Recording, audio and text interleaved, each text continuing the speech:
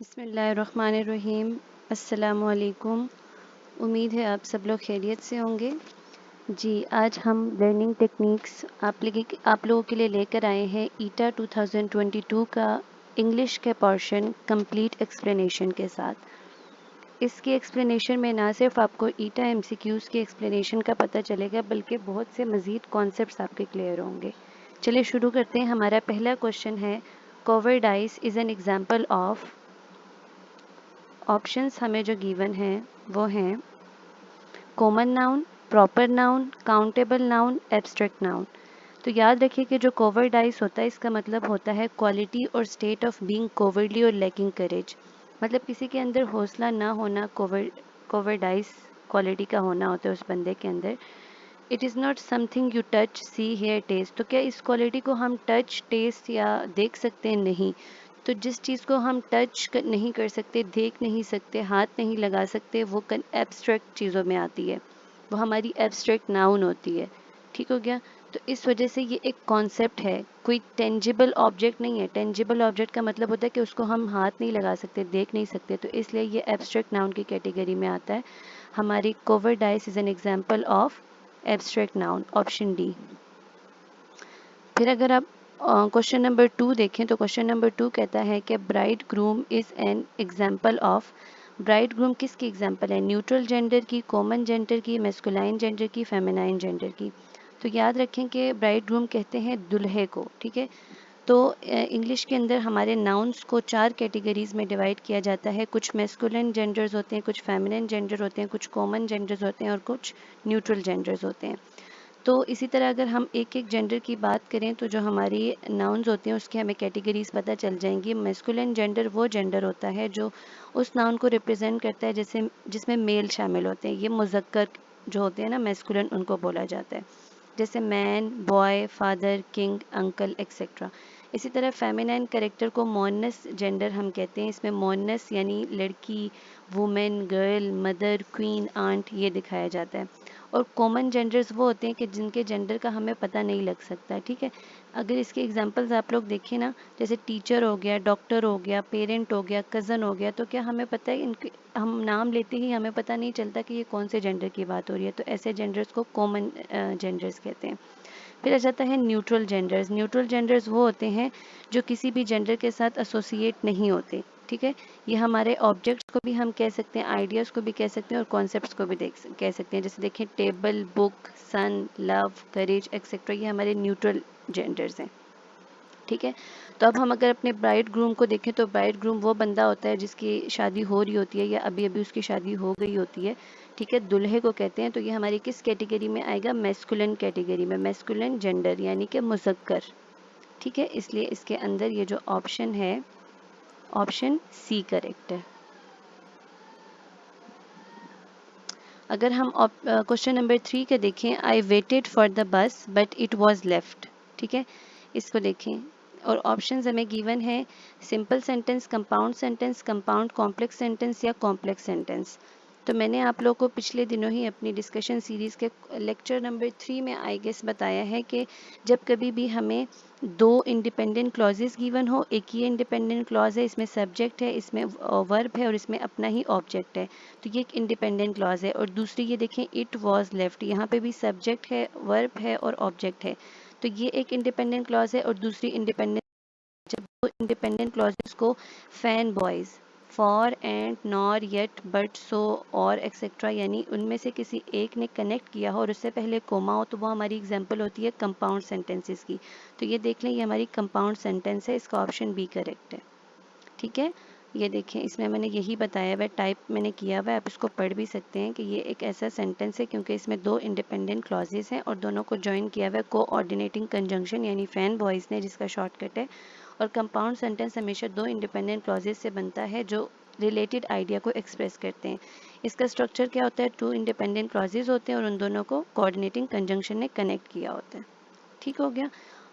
और ये देखिए यहाँ पर जो बट है ये कंट्रास्ट शो कर रहा है पहले जुमले के दूसरे जुमले के साथ, कि जैसे मैं वेट तो बस का कर रहा था लेकिन बस चली गई थी। तो ये मेरा कंट्रास्ट है, वेट और बस का चले जाना दोनों आपस में मुंतज़ाद है। फिर अगर हम क्वेश्चन नंबर 4 देखें तो क्वेश्चन नंबर 4 है she needs to clean the room.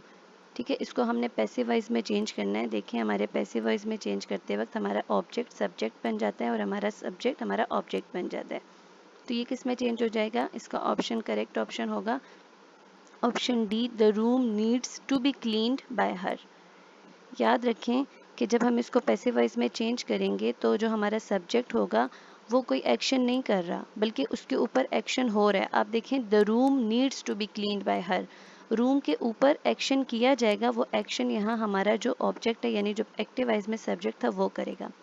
Room जो है उस पर एक्शन किया जाएगा और उस पर वो एक्शन कर नहीं रहा। ठीक है, जो हमारा सब्जेक्ट है मैंने यहाँ पे यही लिखा है कि the subject of the sentence undergoes the action rather than performing it, उसके ऊपर एक्शन किया जा रहा है वो कर नहीं रहा। ये फोकस है कि रिसीवर ऑफ द एक्शन है द रूम, ना कि डूअर ऑफ द एक्शन। इसी तरह रूम जो है वो रिसीवर ऑफ द एक्शन है, इसको क्लीन किया जाएगा। जो एक्टिवाइज वर्जन है उसका वो क्या था? She needs to clean the room, और पैसिवाइज क्या हुआ? The room needs to be cleaned by her. Verb की थर्ड फॉर्म आएगी, इसलिए ऑप्शन डी करेक्ट है। ठीक है, क्वेश्चन नंबर 5 कहता है कि विच literary figure is used in the following sentence? He is the black sheep of the class. ये जो सेंटेंस है इसके अंदर कौन सी लिटरेरी फिगर यूज की गई है?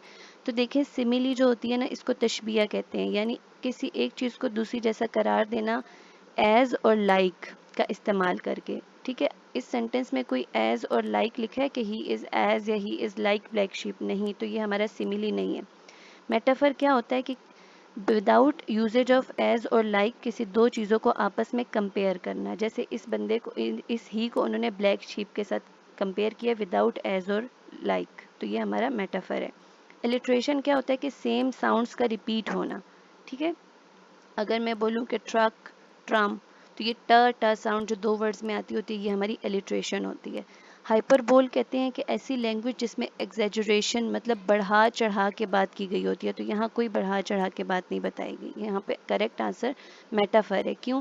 क्योंकि ब्लैक शिप से मुराद वो बंदा होता है जो अब पूरे ग्रुप से डिफरेंट हो। ठीक है, जिसकी बिहेवियर, जिसका कोई मतलब, अगर हम कि ये देखिए डिफरेंट और deviant from the rest of the group. एक ग्रुप के अंदर वो जो लड़का है वो ब्लैक शीप, उसको क्यों कहा है? क्योंकि या तो उसका सेंस नेगेटिव है, ठीक है, या वो उन लोगों जैसा नहीं है जिनके अंदर वो उठ रहा बैठ रहा है। It suggests that the person stand out due to their behavior, action or characteristics which are not in line with the norm or expectations of the group they belong to। यानी जिस ग्रुप से वो ताल्लुक़ रखता है उसका action, उसका behaviour, उसके करेक्टरिस्टिक्स उस ग्रुप के लोगों की तरह या उस ग्रुप के रिवाज की तरह नहीं है, तो इस वजह से इसको ब्लैक शिप उन्होंने मेटाफर दिया है।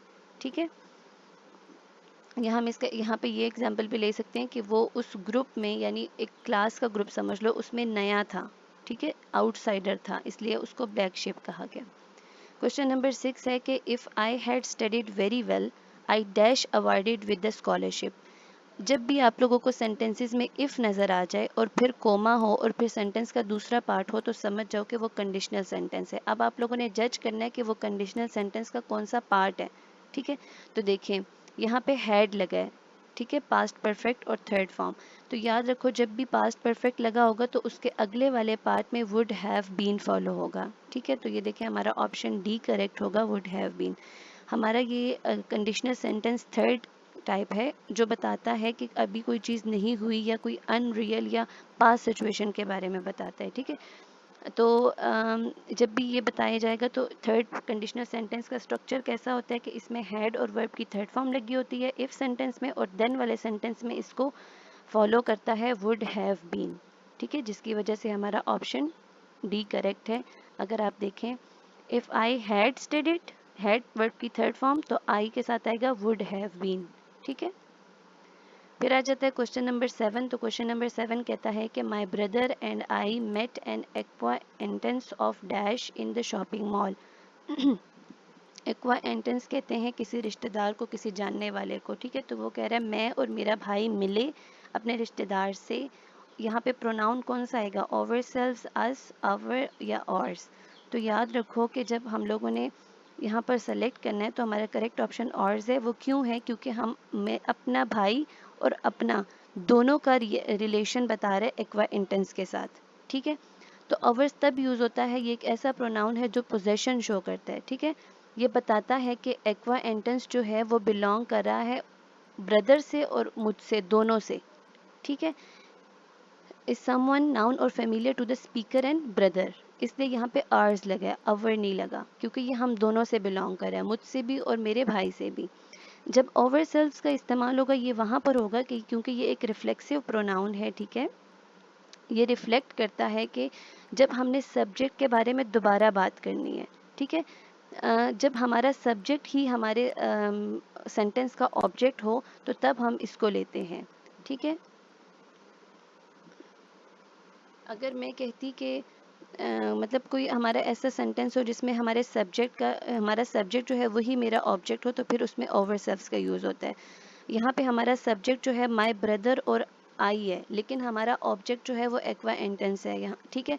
डिफरेंट सब्जेक्ट है और डिफरेंट ऑब्जेक्ट है, जिसकी वजह से हम यहाँ पर ओवर सेल्फ्स का यूज़ नहीं कर सकते, ठीक है। ओवर सेल्फ्स का यूज़ तब करना है जब हमारा सब्जेक्ट ही हमारा ऑब्जेक्ट हो, तो इसलिए यहाँ पे ओवर सेल्स अप्रोप्रिएट नहीं है। ओवर का इस्तेमाल भी एक पोजेसिव नाउन की तरह होता है, लेकिन इसको भी बिफोर द नाउन यूज़ किया जाता है पोजेशन यानी किसी चीज़ के साथ रिलेशन को शो कराने के लिए, जैसे our house, our car etcetera, ठीक है। We need a pronoun that can replace an acquaintance and our serves that purpose, ठीक है। एक्वा एंटेंस को हम लोगों ने रिप्लेस करना है, तो हमारे ऑप्शन में ओवर्स करेक्ट है, ओवर नहीं है, ठीक है, क्योंकि हम दो बंदों की, मेरे अपने भाई की और अपने दोनों की बात कर रही हूँ। अगर हम क्वेश्चन नंबर 8 की बात करें तो क्वेश्चन नंबर 8 के अंदर एडेप्ट का मीनिंग पूछा है कि एडेप्ट का मतलब क्या होता है। तो देखें, एडेप्ट के 4 मीनिंग दिए उन्होंने, प्रोफिशेंट, नेव, फ्रेंड, अडोप, ठीक है। तो सबसे पहले आप देखिए करेक्ट ऑप्शन है प्रोफिशेंट। प्रोफिशेंट क्यों इसका करेक्ट ऑप्शन है, क्योंकि जो अडेप्ट होता है ना, इसका मतलब क्या होता है कि the one who is highly skilled, proficient और accomplished in a particular activity, subject और फील्ड ऑफ एक्सपर्टाइज। ये बताता है कि पर्सन के अंदर किसी हाई लेवल का नॉलेज है, कंपिटेंस है या एक्सपर्टाइज है अपने किसी खास एरिया की वजह से, ठीक है। तो आप लोग को ये चीज़ पता होनी चाहिए। अब वो इंडिविजुअल्स, ठीक है, जिनके अंदर किसी चीज़ की कैपेबिलिटी हो प्रॉब्लम सॉल्विंग करने की या कोई आसानी पैदा करने की, कोई मास्टरी एबिलिटीज़ किसी बंदे के अंदर हो, तो हम कहते हैं कि वो एक एडेप्ट, वेल एडेप्ट बंदा है, ठीक है, वेल एडेप्ट। तो इसलिए हमारा ऑप्शन है प्रोफिशेंट इसका करेक्ट। नेव का मतलब क्या होता है कि मतलब किसी चीज़ के बारे में जानकारी ना होना, ठीक है। अडॉप्ट भी जो डिफरेंट मीनिंग है, ठीक हो गया। तो मतलब हमारा इसका मतलब क्या हुआ कि हमारा जो अडेप्ट है उसका क्या मीनिंग है, अडेप्ट का मीनिंग क्या है, प्रोफिशिएंट, स्किलफुल। जबकि ये जो अबोर्ड होता है, अबोर्ड कहते हैं कोई रहने की जगह, घर, ठीक है, कोई हाउस, इस तरह का रेजिडेंशियल एरिया। उसके बाद हमारा है क्वेश्चन नंबर 9। क्वेश्चन नंबर 9 कहता है कि सिनोनिम क्या होगा फ्रुजैलिटी का। तो फ्रुजैलिटी के लिए 4 ऑप्शंस गिवन है, इकोनॉमी, एंथुसिज्म, फुलिशनेस और इफेक्टिव, लेकिन हमारा करेक्ट ऑप्शन है इकोनॉमी, ठीक है। फ्रुजैलिटी के सिनोनिम्स मैंने यहाँ पर ऐड किए हैं, देखें, thriftiness, economy, parsimony, prudence, thrift, frugalness, modesty, conservatism, stinginess, simplicity. यानी ये सारे वर्ड्स उस बंदे को प्रेफर करते हैं जो इकोनॉमिकल हो, प्रूडेंट हो, स्पेयरिंग हो पैसे के इस्तेमाल में, मतलब वो बहुत ही रिसोर्सेज का इस्तेमाल और मतलब हर चीज़ का इस्तेमाल बहुत एहतियात से करने वाला हो, उसको हम कहते हैं फ्रुगैलिट पर्सन या फ्रुगैलिटी वाला क्वालिटी वाला बंदा, इकोनॉमिस्ट या इकोनॉमी, ठीक है। इस तरह अगर हम ऑप्शन क्वेश्चन नंबर 10 को देखें तो जो हमारा कियोटिक है या जिसको हम तबाही से रिलेट करते हैं, कियोटिक, उसका एंटीनम क्या होगा, ठीक है।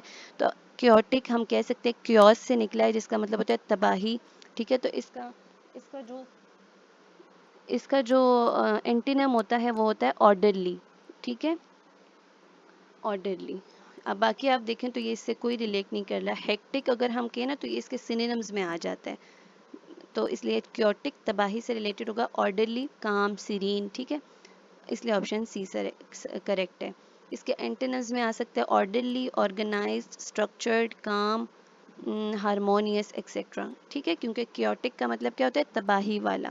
तो इसके ऑपोजिट सारे वो वर्ड्स जो आराम, कामनेस में होंगे वो सारे इसके एंटेनम्स होंगे, ठीक है। सिस्टमेटिक, पीसफुल, ट्रांक्वेल, कोहेरेंट, मेथोडिकल, हाँ मेथोडिकल, ठीक है, ये सारे इसके एंटेनम्स हैं। अगर क्वेश्चन नंबर 11 देखें तो मैंने आप, I said to you what a nice scenery. ठीक है, ये देखें, ये इसके एंड के ये इस निशान से, एक्सक्लेमेशन मार्क से हमें पता चल रहा है कि ये एक एक्सक्लेमेटरी सेंटेंस है। जब इसको इनडायरेक्ट में चेंज करेंगे तो एक चीज़ तो वैलिड है कि उसके ऑप्शन में एक्सक्लेम्ड ज़रूर आएगा। ठीक है, और दूसरी चीज़ देखें कि व्हाट अ नाइस सीनरी ये हमारा प्रेजेंट में है, तो प्रेजेंट किस में चेंज होता है, पास्ट में। तो आई exclaimed that it was a nice scenery, ये ऑप्शन ठीक लग रहा है क्योंकि इसमें एक्सक्लेम्ड भी है और ये पास्ट में भी है। बाकी ऑप्शंस देखते हैं। I explain that it is a nice scenery, नहीं, ये प्रेजेंट में है और यहाँ एक्सप्लेन्ड है तो ये गलत हो गया। आई टोल्ड यू, नहीं, आई टोल्ड यू नहीं, यहाँ एक्सक्लेम नहीं लिखा तो ये दोनों ऑप्शन गलत है। यहाँ भी एक्सक्लेम नहीं है तो ये भी ऑप्शन गलत है, जिसकी वजह से हमारा ऑप्शन ए सही है।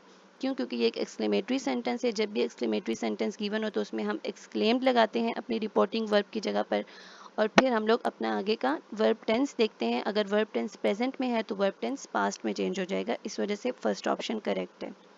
क्वेश्चन नंबर 12 देखें तो क्वेश्चन नंबर 12 कहता है कि ग्रामेटिकली करेक्ट ऑप्शन को सेलेक्ट करो। ठीक है, देखो ऑप्शन है no, I haven't never been to a shopping mall, no I haven't ever been to a shopping mall, no I have ever been to a shopping mall. देखिए, जब no आ गया ना इनिशिएटर की जगह पे, तो समझो कि जो अगला हमारी बात होगी ना वो नेगेटिव होगी, वो किसी नॉट से ही रिलेट कर रही होगी। ठीक है, मतलब नहीं, मैं ये नहीं करूँगा, नहीं, मैं नहीं गया था, इस तरह हमारी अगली बात भी नहीं पर डिपेंड करेगी, नेगेटिव सेंस में होगी। लेकिन आप लोगों ने बचपन में मैथ का एक रूल पढ़ा होगा जो हम अलजेब्रा में करते हैं कि पॉजिटिव पॉजिटिव पॉजिटिव होता है और नेगेटिव नेगेटिव पॉजिटिव, मतलब minus minus is equal to plus. तो कभी भी आप लोग किसी भी, मतलब यहाँ पे जो नो के बाद वाला एरिया होगा इसमें दो दफ़ा नो नेवर नहीं लगा सकोगे। क्यों? क्योंकि वो तो फिर पॉजिटिव सेंटेंस बन जाएगा, मतलब उसमें नो का फिर कोई काम रहेगा ही नहीं, नेगेटिव नेगेटिव प्लस बन जाएगा। तो अगर आप इसमें देखें, ठीक है, I have ever been to shopping mall, no I have ever been to shopping, तो इसमें कोई नो लगा ही नहीं है। इस नो के बाद तो यहाँ पर नेगेटिव सेंस में बात होनी चाहिए, तो ये ऑप्शन गलत हो गया। इस ऑप्शन को देखिए, no I haven't been ever to a shopping mall, ठीक हो गया, यहाँ नो था, यहाँ पे एक दफ़ा हैव नॉट आ गया, कहीं दूसरी जगह कहीं पर भी नो नहीं है। इस ऑप्शन में देखो, no I have not never, एक दफ़ा यहाँ पे नॉट आ गया और एक दफ़ा नेवर आ गया, तो नॉट और never negative negative is equal to plus, minus minus is equal to plus. तो इसका सेंटेंस का मतलब ये बन जाएगा, I have been to a shopping mall, no I have been to a shopping mall. तो ये तो गलत हो गया क्योंकि नो के बाद वाले सेंटेंस में तो नॉट आएगा।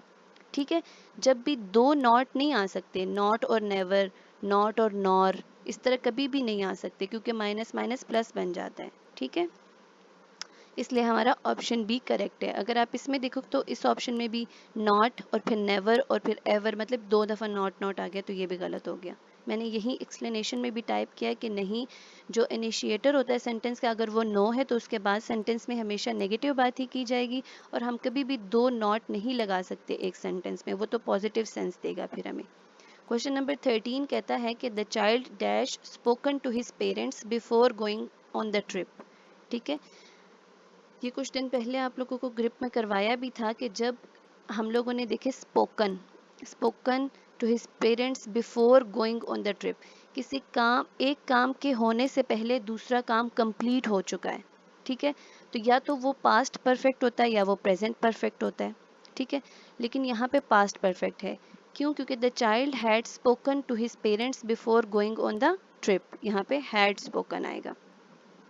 एक्सप्लेनेशन देखें इसकी, जब कभी भी हमें कोई पास्ट कंप्लीटेड एक्शन दिया हो, मतलब देखें बच्चे ने अपने पेरेंट्स से बात कर ली थी ट्रिप पर जाने से पहले, एक पूरा काम पास्ट में हो चुका था दूसरे काम के होने से पहले। ठीक है, तो इस वजह से ये पास्ट टेंस है। जब सिर्फ कंप्लीट एक्शन होता तो फिर ये प्रेजेंट परफेक्ट होता है, लेकिन यहाँ पे एक काम पास्ट में कंप्लीट हो गया है दूसरे काम के होने से पहले, तो इसलिए ये पास्ट परफेक्ट टेंस होगा, इसमें हैड स्पोकन लगेगा। ठीक हो गया, यानी यहाँ पे हैड प्लस थर्ड फॉर्म को आगे फॉलो करेगा दूसरा पार्ट जिसमें अभी काम नहीं हुआ होगा, जैसे हमने कहा कि before going on trip. Question number 14 है, the cause of a car accident can have been a malfunctioning brake pads. ये जो अंडरलाइन ऑप्शन है इसमें आप लोगों ने गलती ढूंढनी है कि द कॉज गलत है, कैन गलत है, हैव गलत है या माल फंक्शनिंग गलत है इस सेंटेंस में। तो देखें इस सेंटेंस में हमारा ऑप्शन बी जो है ना, कैन, ये गलत है। क्यों गलत है? क्योंकि अगर आप देखें तो the cause of the car accident can have been a malfunctioning brake pads, इसमें कैन हैव बीन जो है ये अप्रोप्रिएट वर्ब नहीं है। करेक्ट ऑप्शन यहाँ पर होगा कुड हैव बीन। ठीक है, क्यों? क्योंकि यहाँ पे स्पेकुलेट किया जा रहा है कि एक पास्ट इवेंट हो जाता। ठीक है, आप सेंटेंस के अगर सेंस को समझने की कोशिश करें तो आ रहा है कि the cause of a car accident could have been a malfunctioning brake pads. ठीक है, कि वजह बन सकती थी कार के एक्सीडेंट की। क्या वजह बन सकती थी? उसके खराब ब्रेक पैड्स। ठीक है, तो इस वजह से यहाँ पे पास्ट यूज होगा। स्पेकुलेट करें हम अबाउट अ पास्ट इवेंट जो हो सकता था। ब्रेक पैड्स क्या होते हैं? ब्रेक पैड्स कार के अंदर या किसी भी व्हीकल के अंदर मेजर रोल प्ले करते हैं। एक एसेंशियल कंपोनेंट होता है जो ब्रेकिंग सिस्टम को कंट्रोल करता है। जब ये माल फंक्शन हो जाता है तो फिर इससे बहुत सारे एक्सीडेंट्स, इश्यूज वगैरह हो जाते हैं क्योंकि हमारे ब्रेक्स काम नहीं करते।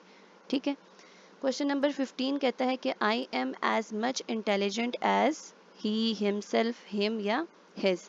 तो करेक्ट ऑप्शन है ही। क्यों करेक्ट ऑप्शन ही है? क्योंकि हम यहाँ पर कंपेयर कर रहे हैं आई को, I am as intelligent as he is himself. ये जो पूरा सेंटेंस था ना ये इस तरह का था, लेकिन पेपर में आपको सिर्फ यहाँ तक दिया गया। I am as intelligent as him तो यहाँ आ नहीं सकता, हिज भी नहीं आ सकता। क्यों? क्योंकि यहाँ पे जो मेन क्लॉज है ना सेंटेंस का वो है I am as intelligent as he is. यहाँ पे कंपेयर किया जा रहा है स्पीकर आई को किसी दूसरे बंदे ही के इंटेलिजेंस के साथ। ठीक है, तो दिस इज अ हिमसेल्फ जो होता है ये एक रिफ्लेक्सिव प्रोनाउन है और इसको मैंने आपको पीछे बताया कि इसको हमेशा इस्तेमाल किया जाता है जब हमने सब्जेक्ट का दोबारा जिक्र करना है। ठीक है, जैसे हमने इसका जिक्र किया है जब हमने ही को दोबारा यूज किया है यहाँ पर, तो ही इज हिमसेल्फ, ही के लिए यूज हो गया हिमसेल्फ। लेकिन I am as intelligent as, यहाँ पे सेकंड पर्सन की मैं बात कर रही हूँ तो यहाँ मैं ही लगाऊंगी। ठीक है, और ही यहाँ पे सब्जेक्टिव केस में आएगा क्योंकि एज के बाद मैं अगला सेंटेंस अपना क्लॉज शुरू कर रही हूँ, तो यहाँ पे हिम नहीं आ सकता। ठीक हो गया। When forming a comparison using pronouns, it is essential to use the correct pronoun case. In this case, we use the subject pronoun he rather than the object pronoun him. बात समझ आई आप लोगों को? इसलिए I am as intelligent as he is, यहाँ as के बाद अगला क्लॉज शुरू हो रहा है, तो हमें पता चल गया कि यहाँ पर अगले क्लॉज से पहले सब्जेक्ट आता है, तो सब्जेक्टिव केस में ही यूज होता है, हिम या हिज यूज नहीं होता। ठीक हो गया। और I am as intelligent as you या इस तरह के ऑप्शन आएंगे, तो इस वजह से हमारे ऑप्शंस में हमें ही गिवन है तो हम ही सेलेक्ट करेंगे। ठीक है, फिर अगर आप लोग देखें हमारा question number 16,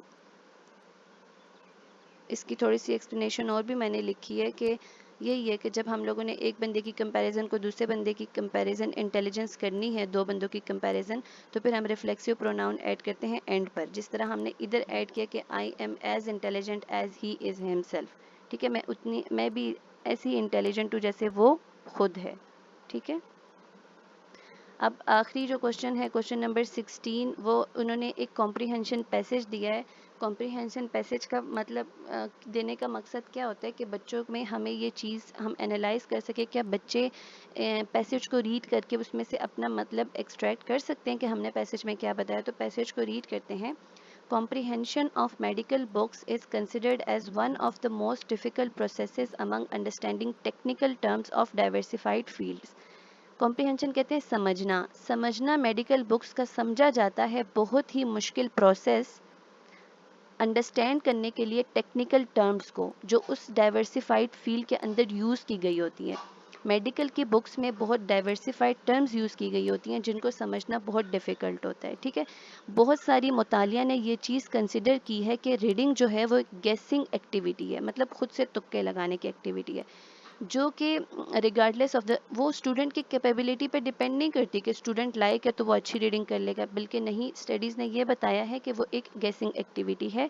the text will frequently contain numerous difficult words, और टेक्स्ट के अंदर बहुत सारे डिफिकल्ट वर्ड्स होते हैं, तो the ability to guess and infer the meanings of unknown terminology, तो ये एबिलिटी और ये ताकत बच्चों के अंदर पैदा करनी चाहिए, डेवलप करनी चाहिए कि वो अपने मीनिंग्स को गेस कर सके जब वो टर्मिनोलॉजीज उनके किताबों में यूज़ की गई है, तो इसको एक स्किल समझकर इसकी डेवलपमेंट पे काम होना चाहिए। ठीक है, ये बात बताई गई है। अब उन्होंने हमें ऑप्शंस दिए, वो कह रहे हैं 4 ऑप्शन है, बताएं इसमें से कौन सा ऑप्शन गलत है। पहला ऑप्शन है acquiring technical jargon is difficult in technical profession such as medical. Technical jargon कहते हैं कि किसी ग्रुप ने या किसी प्रोफेशन ने मुश्किल वर्ड्स का इस्तेमाल अपनी राइटिंग्स में किया हो, ठीक है। तो टेक्निकल जारगॉन से मतलब हो गया कि टेक्निकल टर्म्स डिफ़िकल्ट है मेडिकल प्रोफेशन में स्टूडेंट्स को समझने के लिए, बिल्कुल यही बात की गई है। The only reading approach used by medical students is inferring the meaning of challenging words. हमने ऐसा तो कुछ भी नहीं पढ़ा कि स्टूडेंट्स के लिए मीनिंग निकालना जो यूज़ करते हैं मेडिकल स्टूडेंट इन्फरिंग या मीनिंग नहीं, उन्होंने बल्कि ये बात कही है कि रीडिंग एक गेसिंग एक्टिविटी है। उन्होंने स्टूडेंट्स मेडिकल स्टूडेंट्स की बात नहीं की, तो ये चीज़ आउट ऑफ कॉन्टेक्स्ट लग रही है। अगला पढ़ते हैं, the technical terminology makes comprehension of medical text challenging. बिल्कुल, जो टेक्निकल टर्मिनोलॉजीज मुश्किल अल्फाज लिखे होते हैं वो मेडिकल टेक्स्ट को बच्चों के लिए मुश्किल बना देते हैं। जी यही बात हमने पढ़ी है। तो ये ऑप्शन बी है जो कॉम्प्रीहेंशन के अंदर बताया ही नहीं गया और ख़ुद से यहाँ पर पूछ रहे हैं, तो ये हमारा आउट ऑफ कॉन्टेक्स्ट है, ये गलत है, यही हमारा गलत ऑप्शन है, ठीक है। मतलब इधर हमारा करेक्ट ऑप्शन बी है। जारगॉन का मतलब होता है स्पेशल वर्ड्स और एक्सप्रेशन जो यूज़ किए होते हैं किसी प्रोफेशन या ग्रुप ने और वो डिफ़िकल्ट होते हैं स्टूडेंट्स को अंडरस्टैंड करने के लिए। ऑप्शन बी इसलिए गलत है कि वो पैराग्राफ से रिलेट नहीं कर रहा, वो पैराग्राफ से आउट ऑफ कॉन्टेक्स्ट एक इन्फॉर्मेशन है। ठीक हो गया, ये थी हमारी ईटा 2022 इंग्लिश पोर्शन की एक्सप्लेनेशन। ठीक हो गया, आप लोगों के लिए मैंने साथ साथ सारी एक्सप्लेनेशन लिखी है कि अगर किसी को मतलब मेरी बात सही समझ नहीं आती तो वो यहाँ से रीड कर सकता है। ठीक हो गया, अच्छे से इसको देख लीजिएगा क्योंकि इसमें सिर्फ आप लोगों के 2022 के एमसीक्यूज कवर नहीं हो रहे बल्कि इसमें आप लोगों के काफ़ी सारे कॉन्सेप्ट्स क्लियर हो रहे हैं, ठीक है।